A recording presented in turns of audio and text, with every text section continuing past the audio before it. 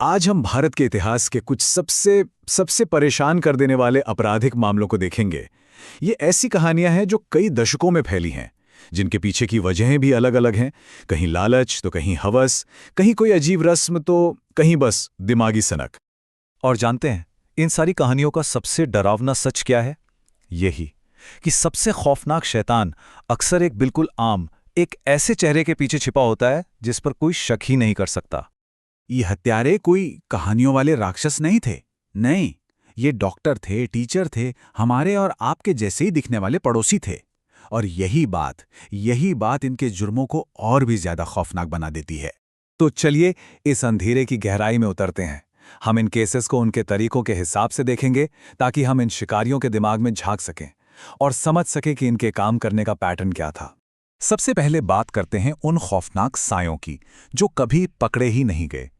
एक तरफ था बॉम्बे और कोलकाता का स्टोन मैन, जो फुटपाथ पर सो रहे बेघर लोगों के सिर पत्थर से कुचल देता था, और दूसरी तरफ मुंबई का बियर मैन, जो अपने शिकार के पास हमेशा एक बियर कैन छोड़ जाता था, जैसे कोई सिग्नेचर हो। ये दोनों आज भी एक अनसुलझी पहेली हैं, जो उन शहरों के लिए एक कभी ना मिटने वाला डर छोड़ गए।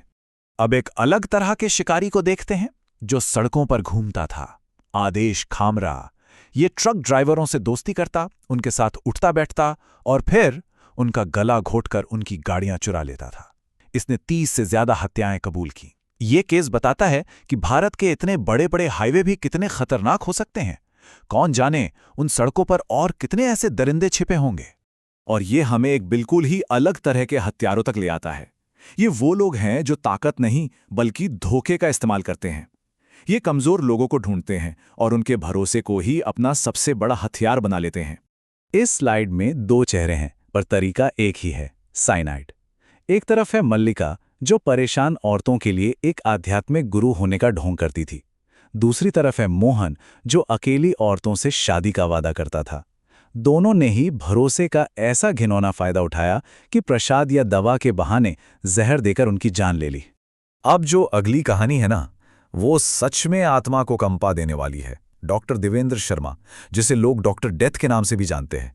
सोचिए, एक तरफ उसका पेशा था लोगों की जान बचाना, और दूसरी तरफ एक ऐसा सच था जो किसी के भी रोंगटे खड़े कर दे। उसने 100 से ज्यादा हत्याओं में शामिल होने की बात मानी। 100 से ज्यादा। जरा इस नंबर के बारे में सोचिए।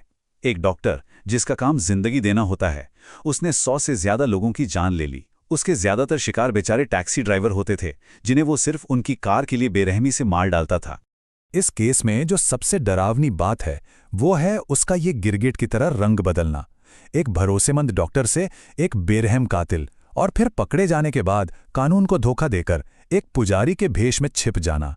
ये दिखाता है कि वो धोखा देने में कितना माहिर था।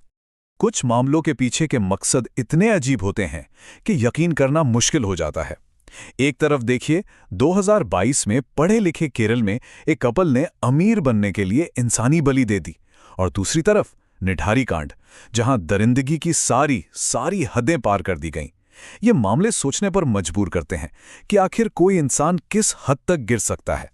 और अब भारत के सबसे कम उम्र के सीरियल किलर का एक बेहद परेशान करने वाला मामला, अमरजीत सदा। जब उसे पकड़ा गया, वो सिर्फ 8 साल का था। उसने अपनी बहन और 2 और छोटे बच्चों की हत्या की बात कबूल की, और उसके चेहरे पर न कोई डर था, न कोई पछतावा, बल्कि एक अजीब सी मुस्कान थी। और सबसे ज्यादा चौंकाने वाली बात यह है कि उसके परिवार ने पहली 2 हत्याओं को दुनिया से छिपाया था। अब जरा इन जुर्मों के असर को देखते हैं। मतलब सिर्फ पीड़ितों की गिनती नहीं, बल्कि ये भी कि जब किसी समाज को उसकी बर्दाश्त की हद से आगे धकेल दिया जाता है, तो फिर क्या होता है। मिलिए भारत के इतिहास के सबसे बड़े सीरियल किलर से, ठग बहराम। उसके जुर्म किसी एक इंसान के नहीं, बल्कि एक पूरे पंथ का हिस्सा थे। एक ऐसा पंथ जिसने सदियों पहले भारत के हाईवेज पर आतंक मचा रखा था। माना जाता है कि बहराम 900 से ज्यादा हत्याओं में शामिल था। 900, ये नंबर दिमाग में भी नहीं आता। यहां खौफ सिर्फ क्रूरता में नहीं था, बल्कि इतने बड़े स्केल और ऑर्गेनाइजेशन में था। ये ठग मुसाफिरों से दोस्ती करते, उनके साथ चलते, और फिर रात के अंधेरे में एक रुमाल से उनका गला घोंट देते थे। सब कुछ बिल्कुल प्लान के साथ, एक रस्म की तरह और पूरी तरह से बेरहम। और ये सवाल हमें हमारे आखिरी केस की तरफ ले जाता है, एक ऐसा केस जो दिखाता है कि जब सिस्टम फेल हो जाता है, जब भ्रष्टाचार हावी हो जाता है, तो उसका नतीजा क्या होता है। अक्कू यादव, उसने सालों तक एक पूरी बस्ती को अपने आतंक के साए में रखा। 40 से ज्यादा औरतों का रेप किया, हत्याएं की, लेकिन क्योंकि पुलिस और सिस्टम बिका हुआ था, वो बार बार छूट जाता था। भरी अदालत में उसने अपनी एक विक्टिम को देखकर ये घिनौनी धमकी दी, और बस यही वो पल था जब सालों का दबा हुआ डर लावा बनकर फूट पड़ा। इसके बाद जो हुआ वो शायद भारतीय न्याय के इतिहास में पहले कभी नहीं हुआ था। करीब 200 औरतों की भीड़, जिनमें से ज्यादातर उसकी शिकार थीं, कोर्टरूम में घुस गईं और उस पर हमला कर दिया। यादव को 70 से ज्यादा बार चाकू मारा गया। जब सिस्टम ने उन्हें इंसाफ नहीं दिया, तो उन्होंने अपना इंसाफ खुद कर लिया। अक्कू यादव की कहानी को सिर्फ एक हत्या की तरह नहीं देखा जा सकता।